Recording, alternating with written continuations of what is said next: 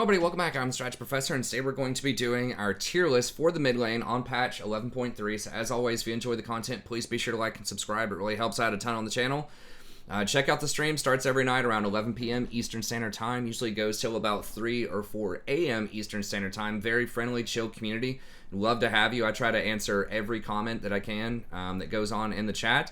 And we come up with fresh patch notes and tier lists for every single patch. I'm going to start trying to do about a 30-minute tier list for each role using this tier maker. A lot of people seem to like this, so I'll keep doing it. And then we're constantly adding new topical guides as well. So best one tricks, how to micro better, how to macro better, and tons of other guides. Just dozens, if not over 100 guides at this point on the channel. So almost anything you can think of is there, and we're constantly updating and adding new stuff. So come by, check it all out. Okay, let's go ahead and get in here. So, as always, you got to take the tier list with just a little bit of a grain of salt, right? Where, some things could wiggle around a little bit, but my methodology is largely just, part of it is win rates, looking at analytics, we'll look at part of that, but also just how much does the champion bring to the team in a bunch of different compositions and a bunch of different elo brackets. I mostly focus on kind of like the plat to silver range, but just keep in mind that if you are really good on a champion, then you definitely can make it work, even if it's not really high on the tier list. And I think mid is one of the most balanced roles out there. There really aren't that many champions that are really suppressive, and there are a lot of little, boutique niche type of champions that can be very effective if you really practice them. So I think that mid is the most diverse role, as it almost always is, in terms of the different styles of champs that you can play and be successful in. So just keep that in mind, that this tier list is the most difficult one usually, because there's just so many different options that can be good, just depending on the circumstances, depending on if you're a first pick or a later pick, if you're going to get counter picked, how much experience you have on the champ, whether you need to roam or dominate lane. So many different ways you can play mid lane, so just keep all that in mind. But with that caveat out of the way, let's go ahead and get into it. So I think that Galio is my number one right now on the tier list. He just does so much. He can do a tremendous amount of damage, but he also brings a lot of CC to the table. So his AoE stun, or taunt rather, is just going to be absolutely massive in a team fight. If he gets that off and hits 2 or 3 people, it's probably over with. He's naturally going to be very tanky as well, so he's going to be resistant to a lot of the other AP assassins, or even just some of the control mages that are coming out of the lane. And he has that ultimate just to roam around and affect the side lanes. There's also been a huge influx of the amount of cooldown reduction through ability haste that Galio is able to get these days. And so that means that his ultimate's going to be even more effective, and his taunt as well, because both of those are on pretty long cooldowns. Now, it says here that he's getting Shirelias, which is actually pretty interesting. What's the win rate on that? It's actually pretty high, so I have not seen Galio's taking Shirelias, but I guess maybe that could make a little bit of sense. They did. The big thing is they did nerf the Hextech Rocket Belt, so that you don't run as fast for as long. And the biggest thing about him is getting into that taunt range. So that's why he ran Rocket Belt, is because you gap closed, and it used to give you more movement speed. I think it used to last like 2 seconds and used to be like 70% or something movement speed. So they have, I guess Galios are moving away from that and moving into the Shirelias. Now this is a lot less AP, right? It's 50 less AP. It does have 5 more ability haste. It has the mana regen, which you don't need as much. But it does allow your whole team to run in at a 60% extra movement speed for 4 seconds. So your team's going to get a lot more power. You're going to get this faster, right? So you're going to get it, 700 gold faster and get onto your second item. And, maybe just he has so much damage anyways, or maybe the CC is just so important that it's okay that he takes that. Looks like he's also going for Predator these days as well. So just anything that's going to give you that movement speed to get into range. And it looks like Predator is the most popular rune as well. Although Aftershock is pretty good too. So it kind of depends on what you want to do. But in the mid lane, it looks like, the most common thing is just going to be Q and a W and an E. If it's support Galio, then you max the W. But you really want that wave clear if you're in mid lane, so that you can rotate into those side lanes and not lose out on too much. So Zhonya's is still going to be very strong. Relonomicon is a great option if your support is not going to be able to get the Putrefier then that's pretty good. Or if you don't have tanks that are going to get Thornmail, if you don't have to get Morellonomicon, you probably want to try to not get it if one of the other roles can, but it is still going to be pretty decent either way. So, brings a lot to the table, lots of CC, pretty good burst damage, great wave clear, great control of the side lanes. He's just a real terror. Like, you just can't ever really get into a fight on the map if he's close by unless you have a great exit plan, because he's going to come in and completely stuff most engaged champions. And he's just so hard to kill too, because that magic damage shield and just how well he scales with AP and magic resist with his W. So really, really good champion. And, you know, there are some very obvious combos with him that you see in Pro, like Camille is probably the most notorious one. But even if you just run in there with something like an Udyr or a Skarner and you can lock him up, which I think are the two best junglers right now, he has great synergy with those things as well. So just by himself, he's pretty good, but he also has, you know, really great combinations with some of the other really meta champions right now. So that's why he's number one on my list. The other one, who is still a huge terror, is going to be Anivia. Now, she did get nerfed on this patch. Did not matter very much. It knocked her down about 1 percentage point, but she's still going to be extremely strong. So the thing about Anivia is that she just has supreme wave control, and she scales really, really hard. So she has good burst damage and really good sustained damage as well. And some of the new itemization choices have really fixed some of her problems in the past, most notably her movement speed. So it's a lot harder to catch her now than it has been in the past. It's never been a super easy task to get her because she's got her wall, she's got her ult, she's got a stun with a Q. So a lot of these just meatball champs that just want to run at her, right? Like an Udyr or a Skarner or a Darius or something like that. She has lots of answers to that. Now, Phase Rush is very good at getting around her ultimate. But she still does have the stun and the wall and all that stuff. So she's just really, really difficult to deal with. It's hard to push her out of lane. If you can roam on her, that's her big weakness, is that if you're playing something like Galio or TF, you can terrorize the side lanes, and she's not going to be able to follow that easily unless she takes TP, which can be pretty solid on her. But you're going to miss a lot of CS if you do that for sure, because she's going to push that wave in super fast. So just supreme wave control. Even if you're behind, you can stall out the game with her. You know, just sit mid lane and just spam your ultimate, and then maybe your Camille can work the side lane and start getting some, you know, tempo advantages for you. So just really good in almost any comp. Just a really nice glue champion that just has raw power, great team fighting, great wave clear. It's just difficult to close games against her if your team's ahead, and it's difficult to like stop her from getting control of, you know, Baron areas or Dragon areas if you're behind and she gets control of a zone. So very, very strong champ. Now they did nerf her burst damage on the second part of her Q, but she still has a lot of utility, and most of her sustained damage comes from her E. So not as much pressure on the side lanes, but extremely good scaling, very good against tanks. Also, just because of how much sustained damage her ultimate does, especially with Liandry's and Demonic Embrace, which are the two most common items on her.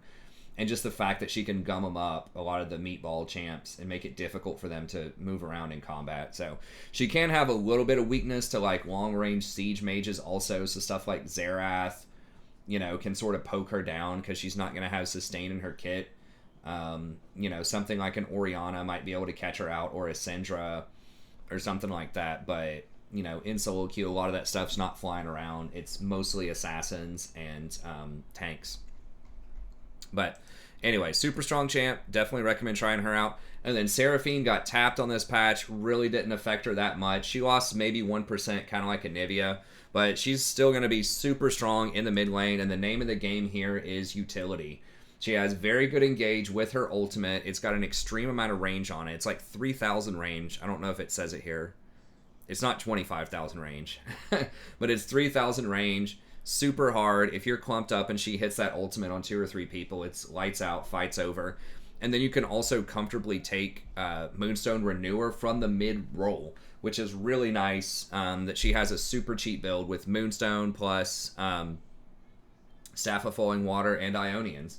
So all of those are going to be cheap items. And then that frees up your bot lane if they want to take like a tank or something, like a Leona or a Nautilus, or something like that, then you're not going to miss out on the Moonstone. Now, I think that this Putrefier is also very underrated. I would, even consider getting that over Staff of Flowing Water in some circumstances. It depends. As you can see, they're similar on win rate. But if the enemy has like a Moonstone and a Gore Drinker on their team and like lots of healing, then Putrefier is very good.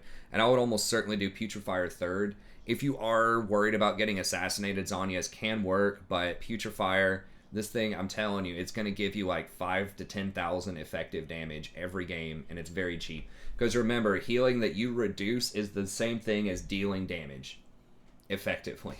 Right, so it's a super powerful, very underrated item. And then with her, you want to go, it says Airy. I mean, I guess you can do that for mid lane, but when you take secondaries, you absolutely 100% want to take Font of Life. I talk about this in every video, but just nobody understands this rune and how it works. So I'll just make my, Font of Life pitch here for you. Is that anytime you're playing a champion, an enchanter, that's going to get Staff of Flowing Water, Ardent Censer, or Putrefier, Font is mandatory.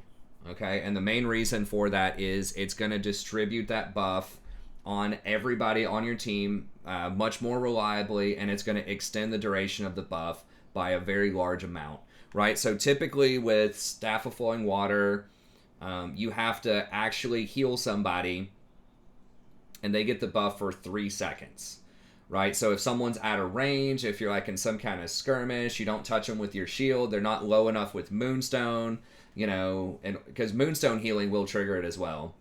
But, there's just all these conditions where there could be a fail case, right? Where maybe it's not touching all the people it needs to touch. But with Font of Life, whenever you slow or CC somebody and one of your allies attacks that person, they get the buff from anything that says, if you heal, then X effect happens. And that's, once again, Ardent Staff and Putrefier. So what this means is whenever you ult, even if you just hit one person, anyone on your team that auto-attacks that person is going to get the Staff of Flowing Water buff. And then the font buff lasts, or the debuff lasts for 4 seconds. So they can keep auto-attacking that person for 4 seconds, and it's going to keep refreshing the water buff. So that water buff can stay up for up to 8 seconds per instance of CC that you put on somebody. So it just extends the duration by a ton, make sure that your entire team is going to get it, and it does a decent amount of healing too. It's not going to be like a huge amount, but usually it's like somewhere between 800 to 1,000 healing in a game.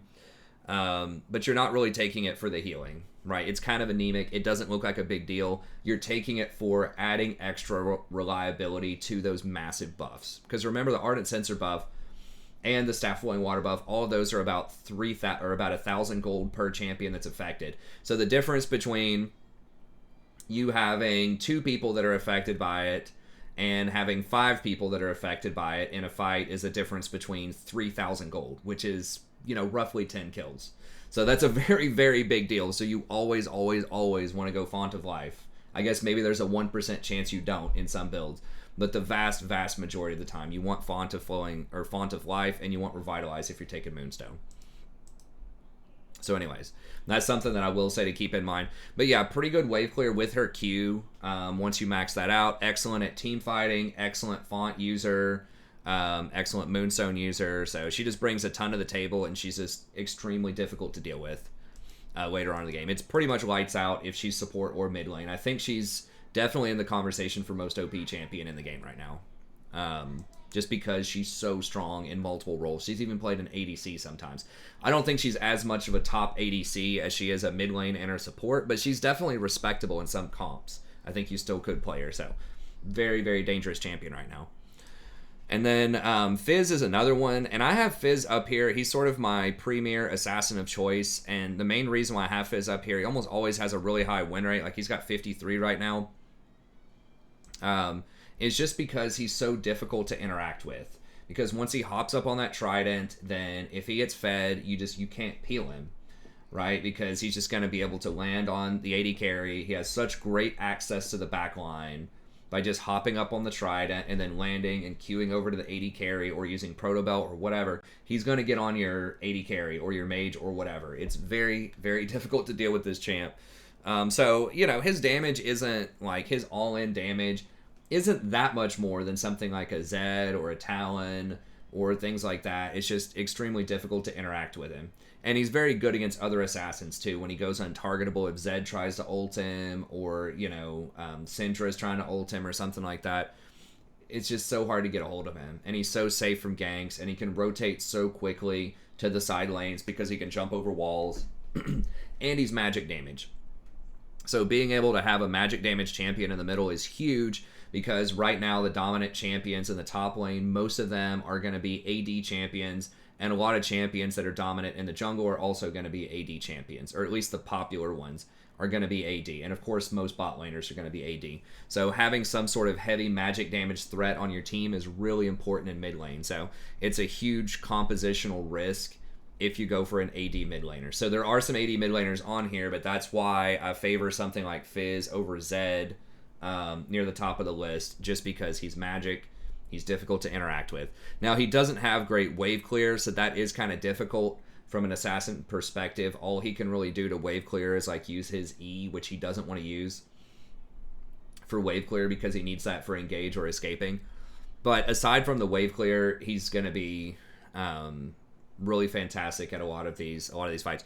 Now, I will say Lichbane did get tapped on this patch, so that will hurt him a little bit, and Protobelt was nerfed a couple of patches ago, but it's not really that big of a deal because he can just take Night Harvester, and it's going to do a similar amount of damage. He doesn't need the Protobelt movement. It's nice, but he's going to be able to get on him one way or another. So, very strong champ, AP damage, difficult to interact with, lots of snowball potential, lots of outplay potential, so that's why I have him up there. Okay, and then we're getting down into the A tier. So these are the ones that I think are, blind pickable and pretty good in most situations. There are definitely some counters to Fizz especially, but I think that, Galio, Anivia, and Seraphine, there are not that many counters that are good against them. You can try to pick assassins against Seraphine and maybe bully her out early, but it's still going to be difficult to interact with her. Okay, and then TF's another one that I'll put down here. Now, a few patches ago, I would have had TF S tier, but they have nerfed. The Protobelt probably mattered on him more than almost anybody else. Galio, it still does matter on Galio, but the Protobelt was so good on TF2 for getting into range of that gold card, right? So that you could Protobelt run people down and potentially blow them up. But he has fantastic roam potential, obviously. He can get into those side lanes, and it just puts a lot of pressure on the lanes, right? You just can't really all in. You can't dive. You can't invade. He just shuts down a lot of stuff whenever that ultimate's up. If they're respecting you. If they don't respect you, then you're going to be able to turn around a lot of these fights and get those kills. Now, the nerf to Lichbane does hurt his all-in a little bit as well. But he does have good wave clear. He gets extra gold, so even if he falls a little bit behind in lane, it'll be okay. And then just having that gold card to, help potentially peel and to have that guaranteed stun, right, for whenever the jungler comes in where you might be able to get the kill. So his, all-in damage is going to be a bit lower than some of the other ones. He's going to require more items to kill you than something like Fizz. Hi, Rory. What are you doing? I made this doll for my artwork. Okay, go ahead. I want to do my artwork. Okay, go ahead. Yeah, some artwork and some stickers. Good. So yeah, it's, TF just comes down to how well do you pressure those side lanes? Are you looking for those opportunities? Are you using your ultimate well? And kind of like Galio, the presence of a lot more cooldown reduction in the meta than you've had access to in the past is really good. Because you just couldn't, it was very hard to get a ability haste item in the past. It just wasn't in his build. He'd do like Rod of the Ages, Lichbane, and a couple of other things, but he just never had CDR. Well, now you have it, and you can also take, I'm really surprised they recommend Ravenous Hunter over Ulti Hunter, because I feel like TF is really all about his ult. Like, you need to be making plays with the ult a lot. What's the win rate on those? It is higher, so I'm surprised that they aren't doing Ulti Hunter, but that's how it is. Or is anyone, oh, this is, yeah, I guess it is higher. I'm surprised Predator's not used more too. He doesn't have a great rune. And the items are okay on him. Like, missing Rod of the Ages is kind of a big deal. So, I mean, you could put him into B tier if you wanted to, but his win rate is pretty good and does go up quite a bit over time. He's not that difficult mechanically. You just have to make good decisions with his ultimate. But I think that just his consistency with the gold card, he's always going to be useful, even if he falls behind, and he's going to have like really nice map pressure to help your side lane snowball. So historically, he has been one of the best solo queue mid laners, and I think it's pretty good right now, even though his items have been nerfed a little bit. Okay.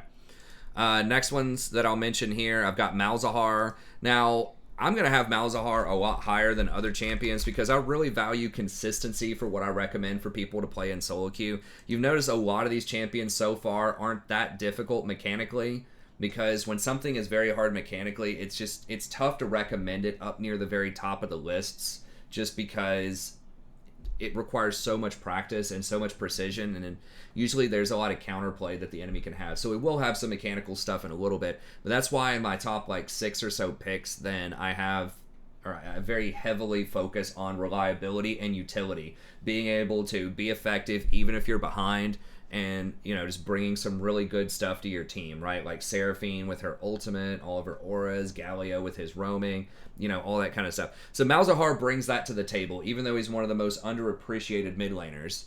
He has really good wave clear with his monsters. He has a point-click ultimate that lasts for, I think it's 2.5 seconds. I don't know if it says it on here or not. Yeah, 2.5 seconds. They cannot cleanse it. They have to build specifically Quicksilver Sash, which is a huge tax because everything that Quicksilver Sash builds into sucks for the most part. So that's going to make them waste 1,300 gold. So you're basically denying them 4 kills worth of gold, which is massive. And so it's just fantastic. You just ult them, and your jungler comes in and they die. Or if they have any sort of pesky assassin or just really anything, that gets into range, you can ult them. And then you've got your silence. Another nice piece of CC, and you synergize very well with a lot of the core items right now, with the Leandries, with the Demonic Embrace. You scale pretty well, and you take objectives pretty well once you get that burn damage, because your minions will apply it over and over again. So he's pretty good with Rylai's as well, at least historically. I don't know if people are still getting it. Yeah, even second item Rylai's is pretty strong. So I think he synergizes really well with a lot of the items. It's just hard to mess him up. He wave clears really well. Great gank assist, great utility in team fights. So I think he's fantastic. Is he going to be like a 1v9 hard carry champ? Probably not, but he's going to put up really consistent numbers for you a lot of the time. So kind of like TF, doesn't have a great rune setup right now, which is one of the only things that holds him back, but I think his synergy with the items is going to be good. Okay. And then I do want to try to get through as many of the A and B tiers as I can, but I do want to try to keep it to 30 minutes or less. So Viktor has been nerfed a lot, but I still think he brings a lot of power to the table. His scaling is going to be very strong still. His little zone is pretty good. The thing that can like stun people, I forgot what it is. It's his W. And then his ultimate does a lot of damage and forces people to reposition in team fights. So, he is a victim of a lot of nerfs, but still going to be strong. So excellent wave clear with his Death Ray.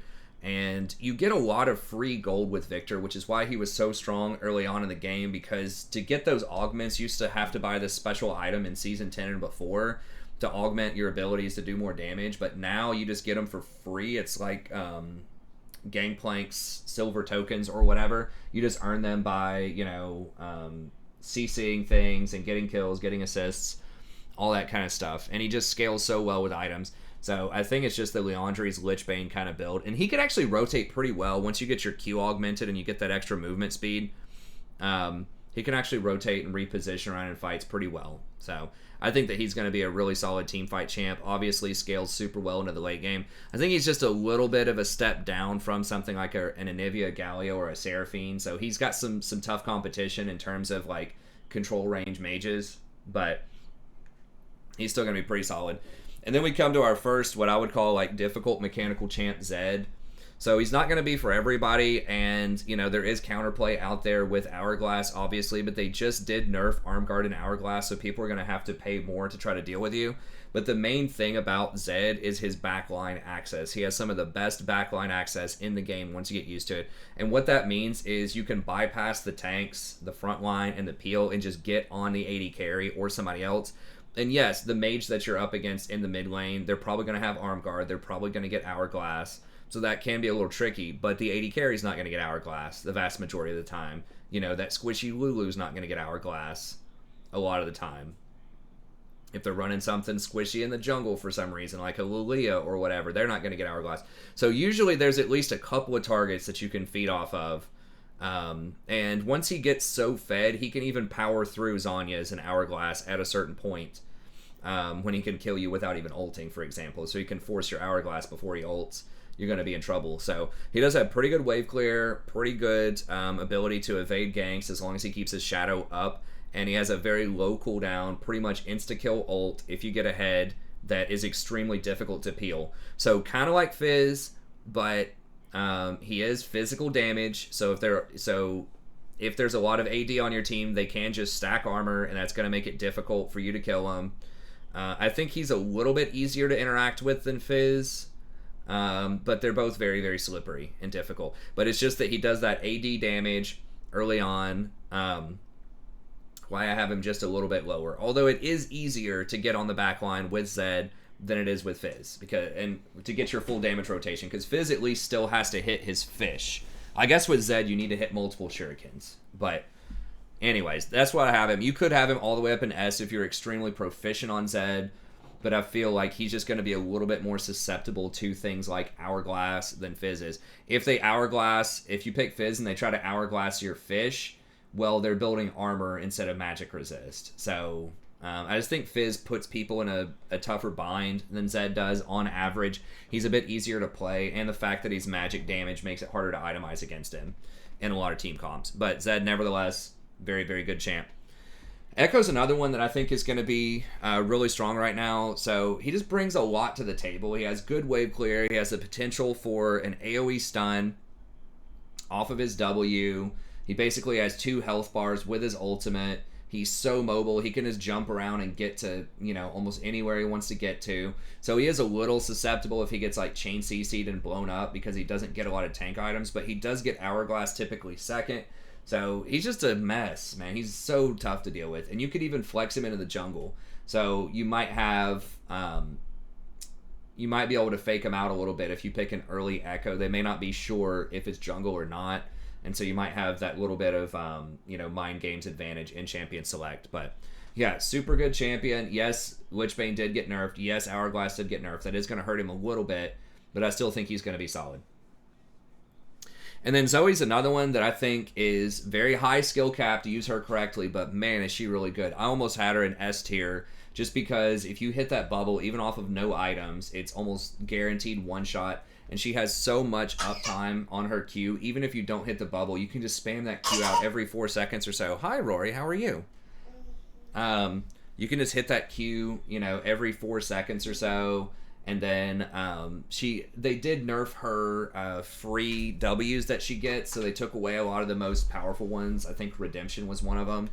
And they added some more troll ones that are like really bad, like item actives and things that she can use. So they did hurt her W in the laning phase, but she's still just the amount of like consistent pressure that she puts up with just the Q and the R spam and just how hard it is to run at her and get her because of the bubble. She's just a very, very powerful control mage right now with a really long, effective assassination range with the jump plus the Q. She can kill you from like a screen length away.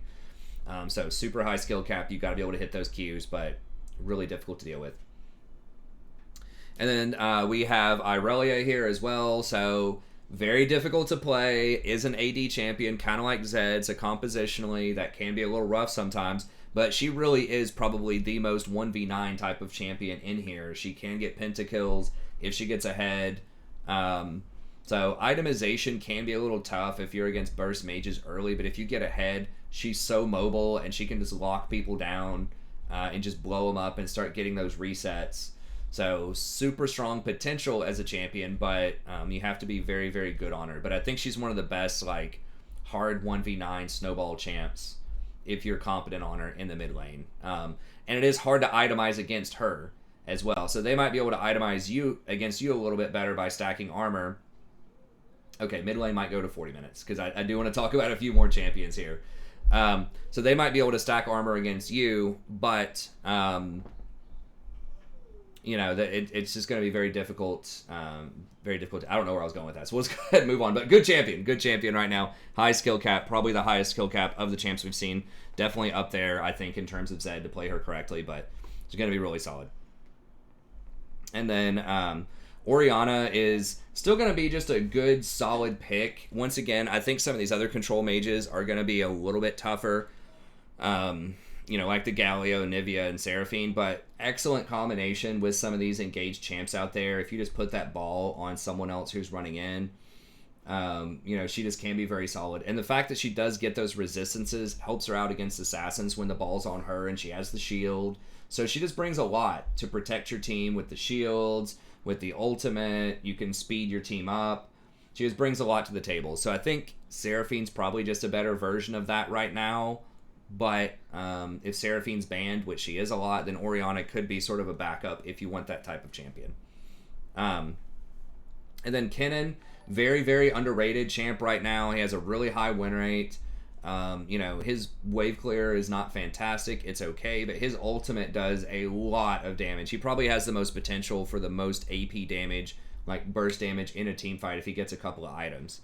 And he's pretty safe. He can get away with his electrocute, or his E rather. So, and pretty good long range poke. Doesn't rely on mana, so you don't have to worry about getting blues or getting tier or Ludens or anything like that. So, pretty solid champ. Kind of rare, kind of random, but he does have the high win rate, and he does have a very favorable matchup into a lot of these top end champs. So, definitely a one trick type of champ. I could see an argument for putting him down in B tier, but his win rate's so high, and he has such a good matchup against other champs. Hi, Roy. What are you doing?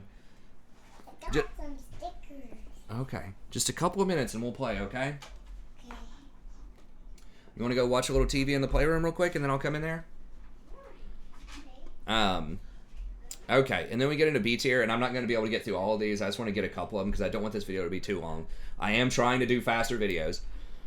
But Katarina's another one, and I could see her, if you were extremely good on Katarina, I could see her maybe sneaking into the lower end of S tier if you want.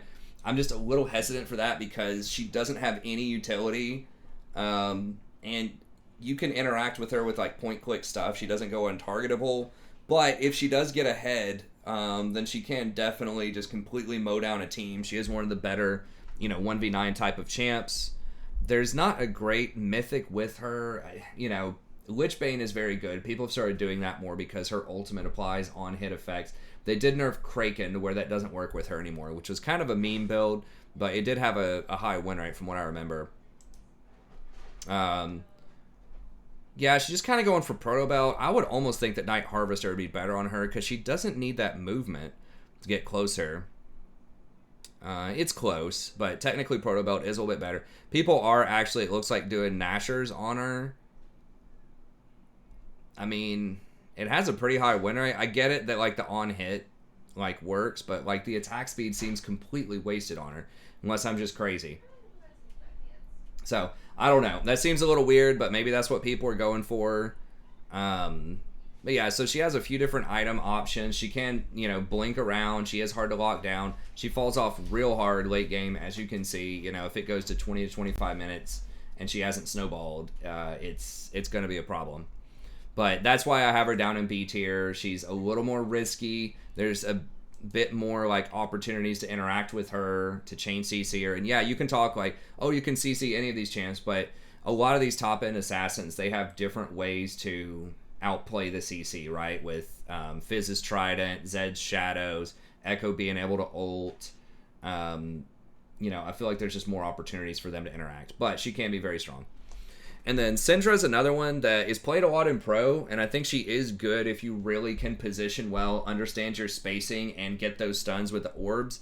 I think that she can be a very strong champ. It's just she's very unforgiving if you do not position her correctly. She doesn't have any dashes or flashes. She does have the E to knock people away, and it requires careful management of your orbs and really good. I know it seems like she's a press R champion and people blow up, but you have to have the orbs on the ground, like, ready to go and not, like, run yourself out of mana doing it.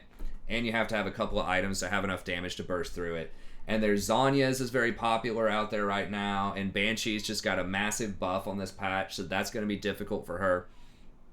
So you're fighting a little bit uphill, but I think she is solid. She just brings a little bit less to the team, I think, than a lot of these other mid-range mages like Oriana, Seraphine, Galio, Anivia, all of those, Malzahar. I think they're just going to be bringing more to the table right now, but if you're really good on her, then especially for if you can lane bully people really hard. That is something she does do better. She has a bit more range than some of these other ones. So if you're constantly landing your Qs and harassing with your E, like, she can definitely work. But pretty high skill cap in terms of positioning.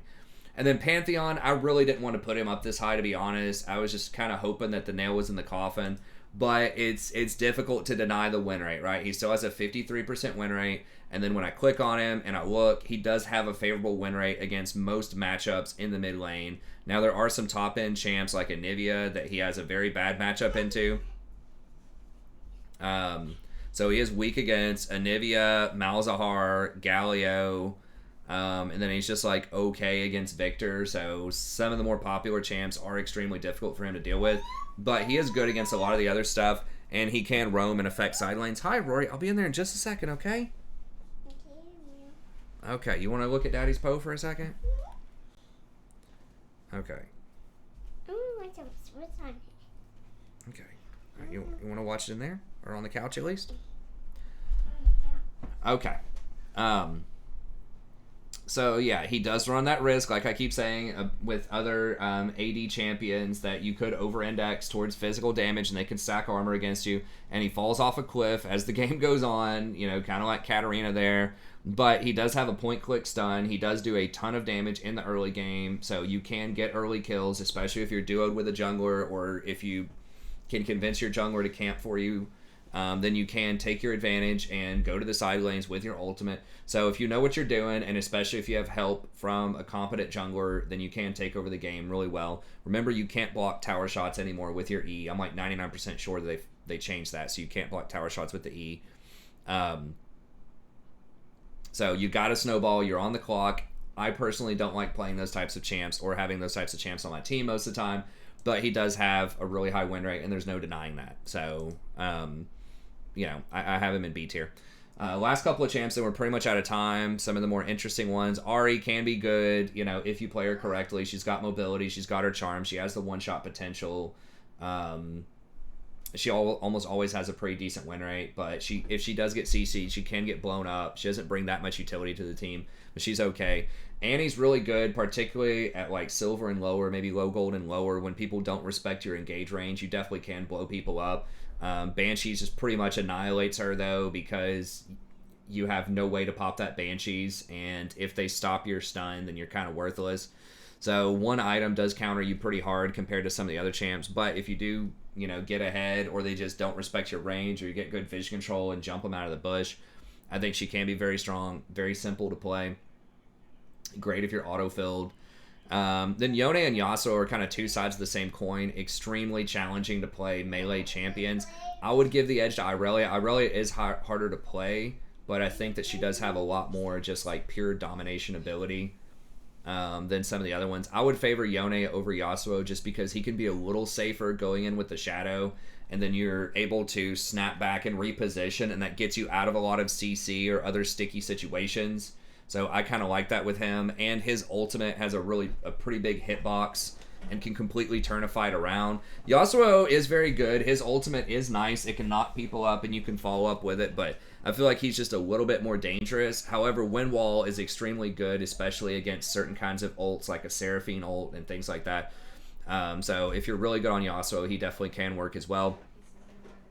Vlad got a recent buff, which is nice. If you can, you know, make it to later in the game, he's still a complete terror if you get the right items. And I think you need to go for the heavy AP items, you know, the Death Caps, Night Harvester, that type of stuff, and just stay away from these little chip damage things. I think way too many people settle for smaller items like Hourglass when you just need to go for the big heavy hitters and just try to blow them up.